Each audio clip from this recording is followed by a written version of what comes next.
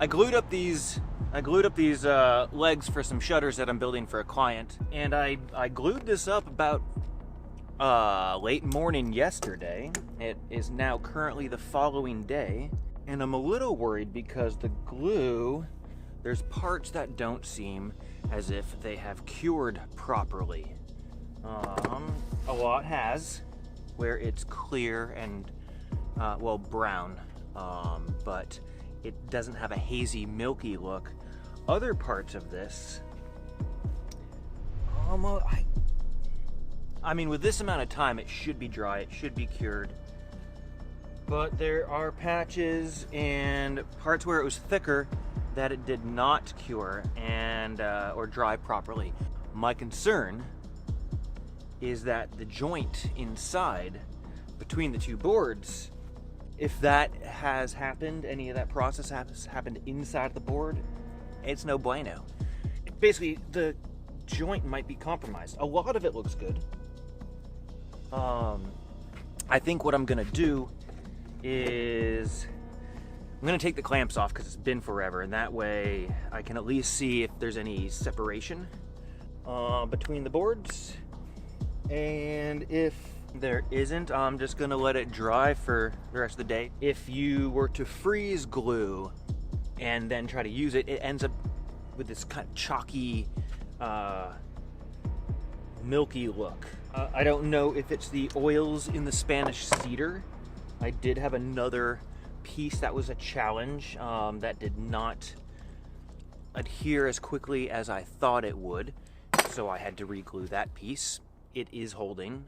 But there are multiple types of glue that are adequate for woodworking: epoxies, polyurethanes, and white glues, which have another name. And different things are good for different applications. I went with Titebond 3 because I'm used to it. I like it. I have been using more epoxies, which I've been enjoying.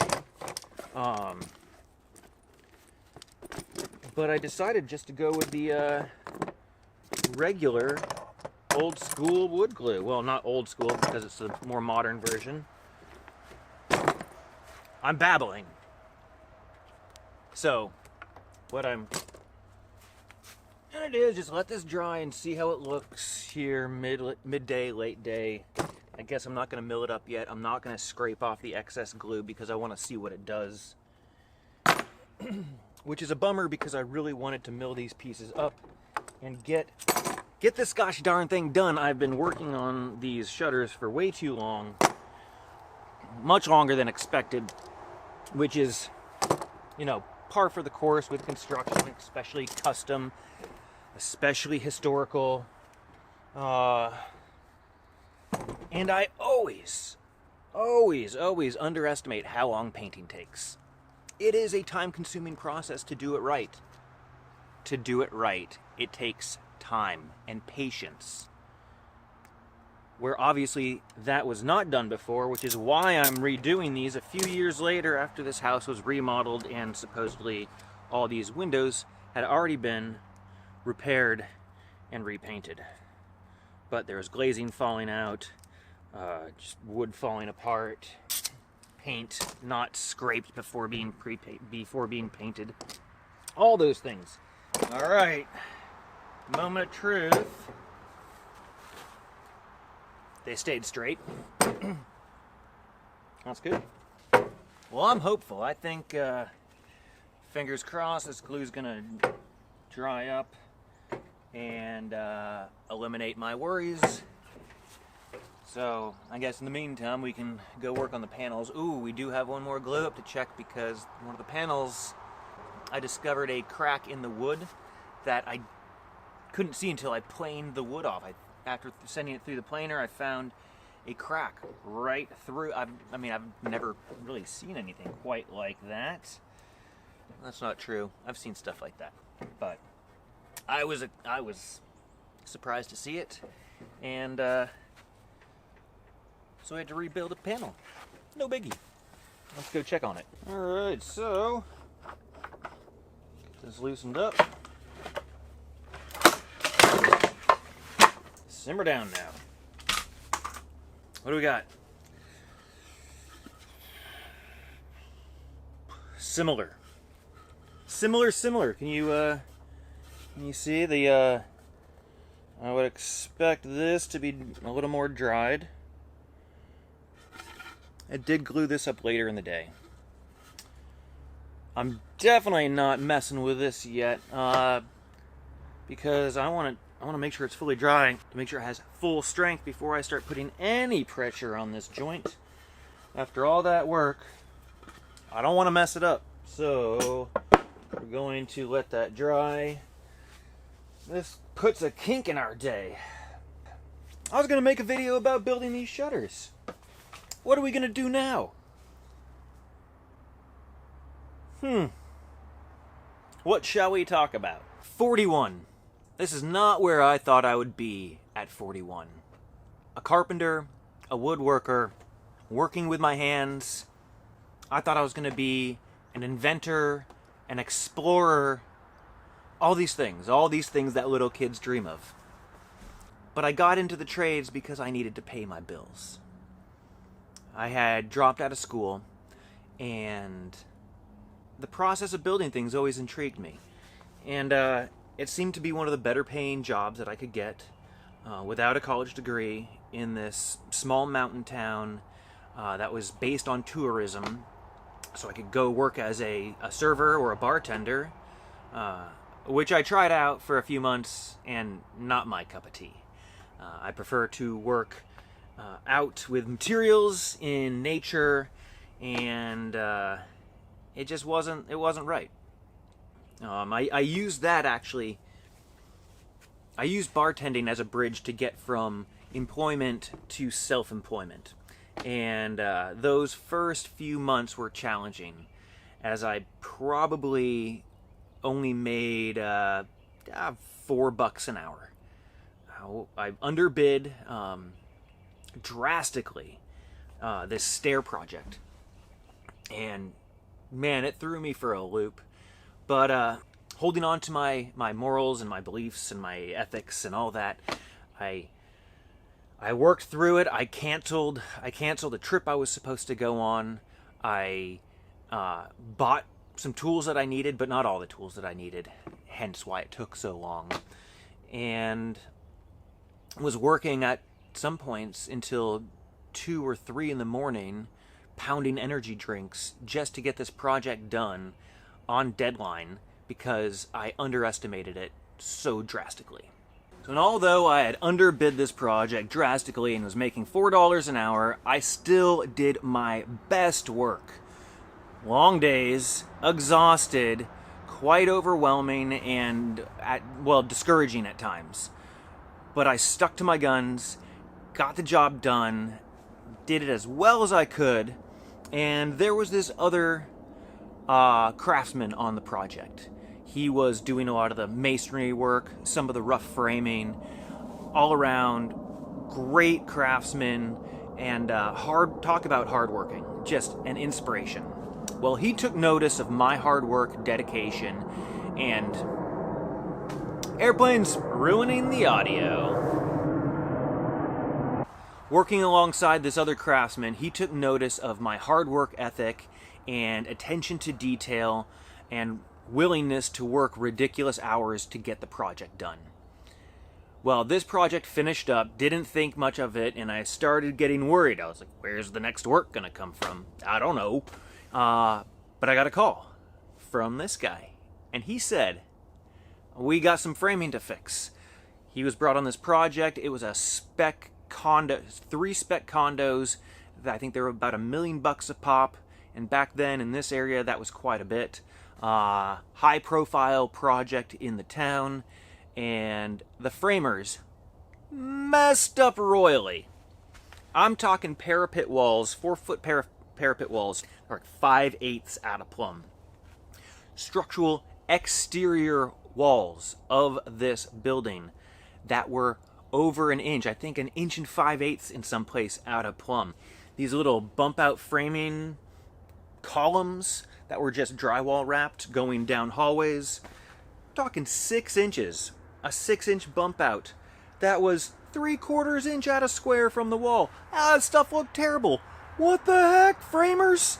I know that framers aren't known for their attention to detail, But gosh, this was ridiculous. So for at least a couple months, I was in there fixing framing, straightening walls. You know, you're supposed to put your studs crowned all in one direction so that if your wood has any curve to it, it all curves, the wall curves in one direction. Otherwise, you end up with this wavy wall if your studs are curved in opposite ways. So the solution is you cut through it, you straighten it, you tack on a plate to it, that straightens the wall. Went through this, all 3 units did it to every place that needed it, planed some of the high spots on exterior walls, etc., etc., etc., fixing framing for months.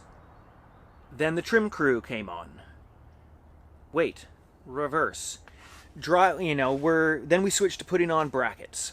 We're putting on some brackets to the exterior of the building. We're kind of doing the fill-in carpentry work that there's no specific sub-trade to come in and do. So we're doing all the little small parts. And the drywallers have come in. Then the interior designers come in from California to Colorado, and they're like, hey, we don't like this soffit. It's a little bit too low. Can you raise it by an inch? Lady, this has got drywall on it. You want us to rip the drywall off and reframe it? Yeah, so I was there then kind of doing remodeling work on this new construction because the designers couldn't make up their minds and kept changing things. And, well, if you're in the trades, you know. So I'm remodeling for what seems like months on a new construction building, which is just blows my mind, the waste of money and material.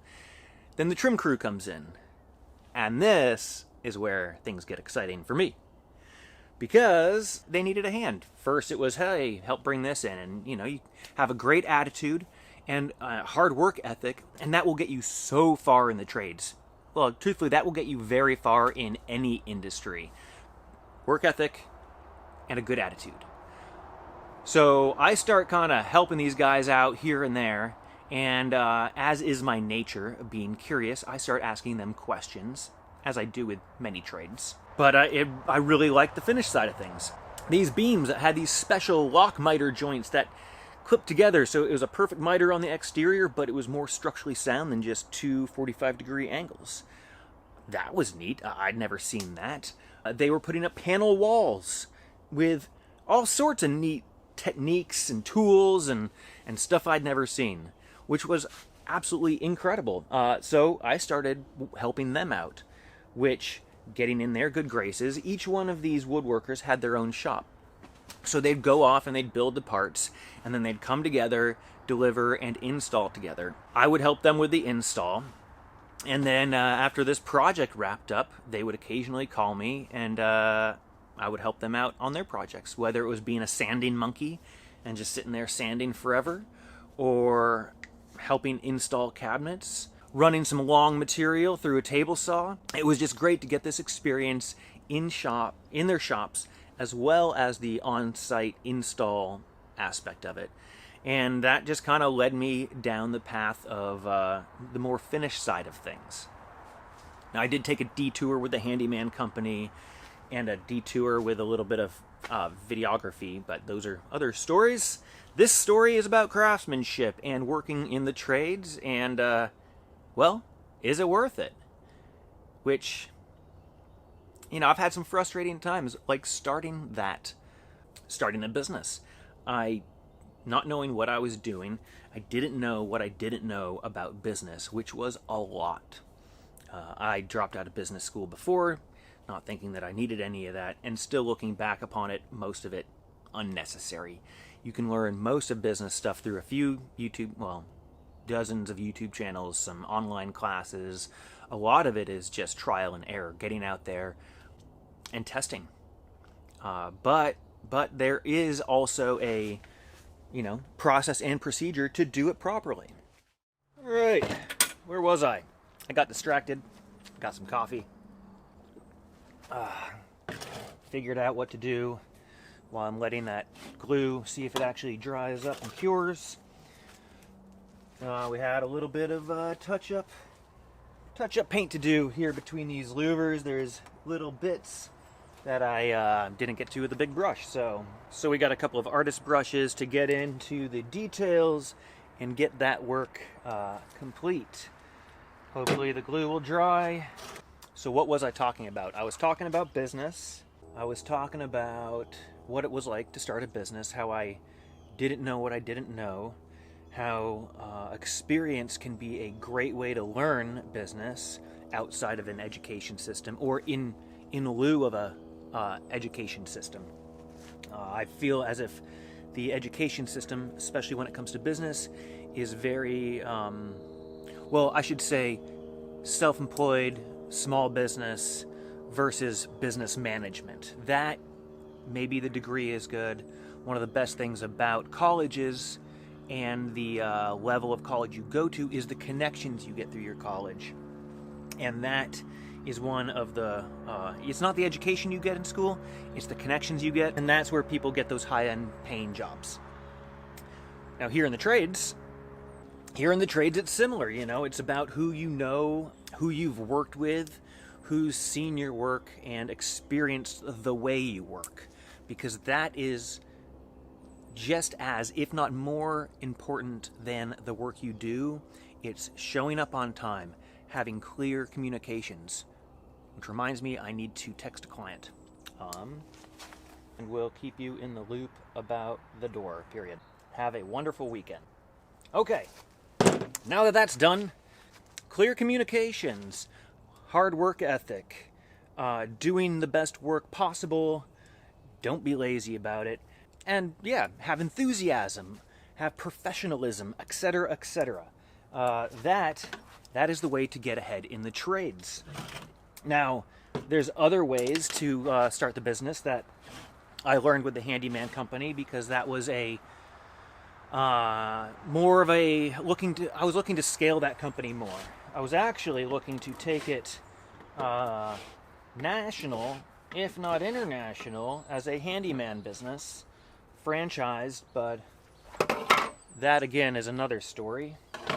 But advertising is another way to get your message out, and it's a good way to start to get more momentum quickly if that's what you're looking to do. If you don't already have a network, if you're new to an area, advertising is a great way to do that.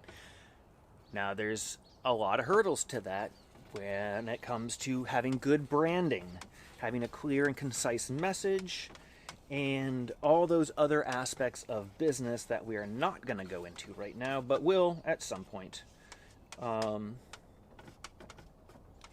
So the best and easiest way is just to get out into your community, talk with people, go to networking events, try to think about where do your clients hang out.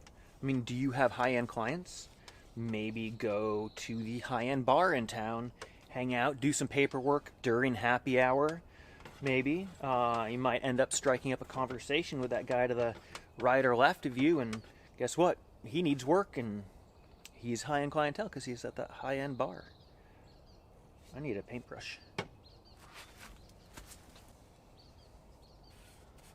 So let's say you're not the social extrovert wanting to go talk to random strangers, going to networking events that are oftentimes uncomfortable, and talking to strangers is not always easy, especially if you're not natural at it. In that case, one of the best ways to start getting some work is to work for builders. The builders have the clients. You don't have to do that marketing. So if networking is not your thing, then my suggestion is to contact directly general contractors, remodelers, other people in the trades, other people in your trade even. As I was saying, working with those other woodworkers was a great way to meet people. They would bring me in, so I didn't need to get the clientele or even do the design work. So although I enjoy doing direct to consumer, direct to the homeowner without the middleman, I find you can charge more, and the scheduling is often easier, although sometimes more challenging. Those, it's always a trade-off. So while we're talking about, these different ways of getting business and starting your business, I guess some of you might be asking, should I even get into the business of the trades? Should I become a craftsman? Or if you are a craftsman, maybe a hobbyist, maybe a weekend warrior, and you're considering a change of career, or it's your first career, and you say, hey, maybe I want to work with my hands. Maybe this office thing, this technology thing just isn't for me. Should I do it? And while that's a question I cannot answer for you, I can at least tell you about my experience and some things to think about and consider if you're thinking about going into the trades, becoming a craftsperson, a craftsman, working with your hands, getting paid, producing physical work. Now, when I started, the industry was very different. Back then, there were still people lined up at Home Depot that were looking for work. They were day workers, they were looking for labor. There were still a lot of labor or job finding temporary labor services. I'm sure they still exist. I don't hear of them nearly as much as then, because their carpenters and other tradespeople were, well, a dime a dozen. A lot of people, that was just what was available. There was minimal availability when it came to the work. There was factory work, this sort of work. There was a lot less office work because there was less technology. There was basically just more happening in the physical world and less happening in the non-physical world. There were trade schools that prepared people, and granted, they weren't always run in the best way, where they would take people that were struggling in regular academia and say, hey, maybe you're not smart enough for this. Maybe you need to go work with your hands. Well, there's a lot of problems with that. A lot to unpack. The first being, this work is actually very challenging when it comes to your problem solving, intelligence, memorization of things. There's a lot of mental activity that goes along in the trades. Now, if you're in the trades, you already know this. But a lot of outsiders just think it's grunty, guys work where you just take a couple of sticks and you slap them together and there you go. You got yourself a whatever you're building. But there's a lot more. There's a lot of math. There's a lot of science. There's a lot of history if you choose to go down that route. There's a lot of theory. It's just very, very intriguing. There's a lot of technological aspects of it because the trades are changing. If you like computers, there's an opportunity to work with computers within the trades as well. CNC machines, lasers. It's just getting crazier and crazier. I can only imagine what AI is going to do to the trades. But the good thing is, AI is not replacing these anytime soon. That's the good news. So that being said, schools have told people to, you better do well in school or you might end up on a job site. Society at large has shown us through media, through education systems, that the trades are not a desired place to be in. In America, you go over to Europe, totally different. It's a lot more honored, I believe better paid. Although that's where we're going next, because things have changed. There are fewer and fewer carpenters, fewer and fewer plumbers, electricians, tinners. There's a lot of, especially on the more technical side of things, there's a lot of opportunity and a very large shortage of highly skilled labor. I don't see many people my age, and almost nobody younger than me, working in the trades. Granted, I work for homeowners a lot, and so I don't see that many people on the actual job sites, the building new construction. But the people I see doing downtown remodel work, repair work, etc., I just don't see nearly as many people as I used to. Which means the opportunity is growing. the opportunity to make money in the trades as a craftsperson, not even as in the management aspect of it, which a lot of people, they get to a certain point in their career and then they'll go into managing and then they'll lose the actual physical doing. And I know a lot of people that will get frustrated with that. My father, who was not a tradesman, he is a doctor. He ended up going from his trade as a small town physician and taking on a lot more management work to the point where he wasn't doing much doctoring, got fed up and said, I'm done with this, I'm going back. So I've seen people do similar things in the trades, or they have a technical job, a computer job, and then they say, hey, I want a little more fulfillment. I'm not fulfilled with the work that I'm doing. So they went into working with their hands and they found fulfillment in that. So it's very fulfilling work. Especially if you take it professionally and you're not just doing it to pay your rent and buy your beer for the weekend.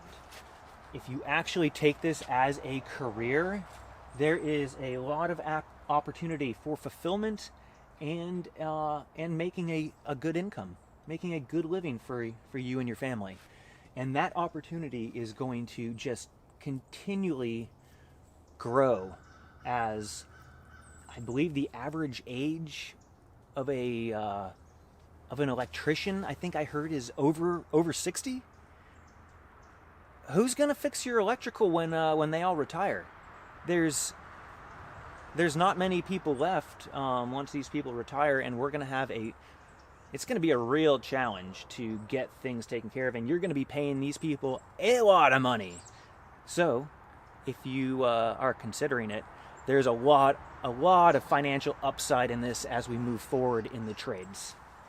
So my advice today in this industry and moving forward, yes, I highly recommend going into the trades as your profession. It's also a lot of fun.